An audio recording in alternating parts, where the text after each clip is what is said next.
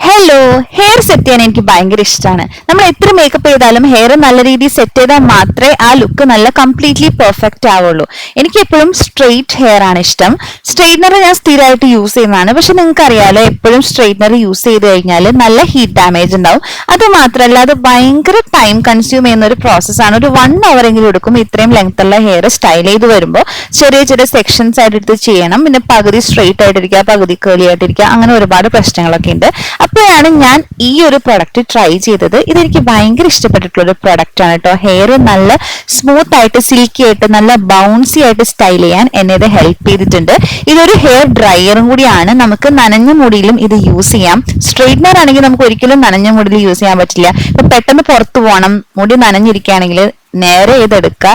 10 minutes നമ്മുടെ hair അടിപൊളിയായിട്ട് ready ആയി കിട്ടും.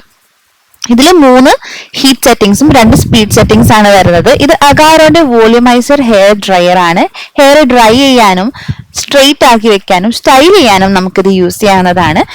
മുടിയുടെ അറ്റമൊക്കെ നല്ല കേൾ ചെയ്ത്, ഇതുപോലെ ഫ്രിഞ്ചസ് ഒക്കെ നല്ല സൂപ്പർ ആയിട്ട് കേൾ ചെയ്തിടാൻ വേണ്ടിയിട്ടും ഇത് ഹെൽപ്പ് ചെയ്യും. നല്ല ബൗൺസി ആയിട്ട്, കണ്ടോ, മുടി നല്ല ബൗൺസി ആയിട്ട് കിടക്കുന്നുണ്ട്. സാധാരണ നമ്മൾ സ്ട്രെയിറ്റ്നർ യൂസ് ചെയ്യുമ്പോൾ ഭയങ്കര ഫ്ലാറ്റ് ആയി പോകുന്നതാണ് എല്ലാവരുടെയും പരാതി. പക്ഷെ ഇത് വെച്ച് ചെയ്യുമ്പോൾ നമ്മുടെ റൂട്ട്സ് ഒക്കെ നല്ല ലിഫ്റ്റ് ആയിട്ട് ഏതൊരു ഹെയർ സ്റ്റൈലും ഈസി ആയിട്ട് ചെയ്യാൻ വേണ്ടി നമ്മുടെ ഹെയർ നല്ല സെറ്റ് ആയിട്ട് വരും. എനിക്ക് ഭയങ്കര ഇഷ്ടപ്പെട്ടുള്ള ഒരു പ്രൊഡക്റ്റ് ആണ്. ഞാനിതൊരു 3 months ആയിട്ട് യൂസ് ചെയ്യുന്നുണ്ട്. ഇതുവരെ എനിക്ക് ഇതിന്റെ പ്രശ്നങ്ങളൊന്നും ഉണ്ടായിട്ടില്ല. ഹീറ്റ് ഡാമേജും വളരെ കുറവാണ്.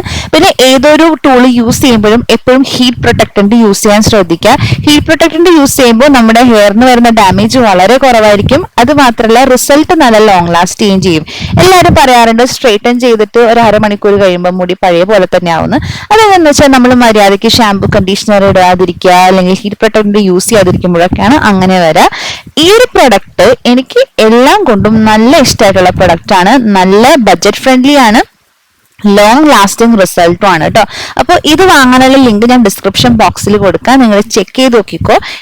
ബഡ്ജറ്റ് ഫ്രണ്ട്ലി ആയിട്ട് ഒരു ഹെയർ ടൂളിൽ മാത്രം ഇൻവെസ്റ്റ് ചെയ്യാനാണ് നിങ്ങൾക്ക് ഇഷ്ടമെന്നുണ്ടെങ്കിൽ ധൈര്യമായിട്ട് വാങ്ങാവുന്ന ഒരു പ്രൊഡക്റ്റ് ആണിത്. അതല്ല, നിങ്ങൾക്ക് ഹെയർ സ്ട്രെയിറ്റ്നറിനെ കുറിച്ച് അറിയണം, ഏതാണ് നല്ല സ്ട്രെയിറ്റ്നർ എന്ന് അറിയണമെന്നുണ്ടെങ്കിൽ കമന്റ് ചെയ്യുകയാണെങ്കിൽ ഞാൻ വേറൊരു വീഡിയോ ചെയ്യാം. അപ്പൊ ഈ ഒരു പ്രൊഡക്റ്റിനെ കുറിച്ച് എന്തെങ്കിലും ഡൗട്ട് ഉണ്ടെങ്കിലും നിങ്ങൾ കമന്റ് ചെയ്യുക. അപ്പൊ ഇതാണ് ഇന്നത്തെ വീഡിയോ.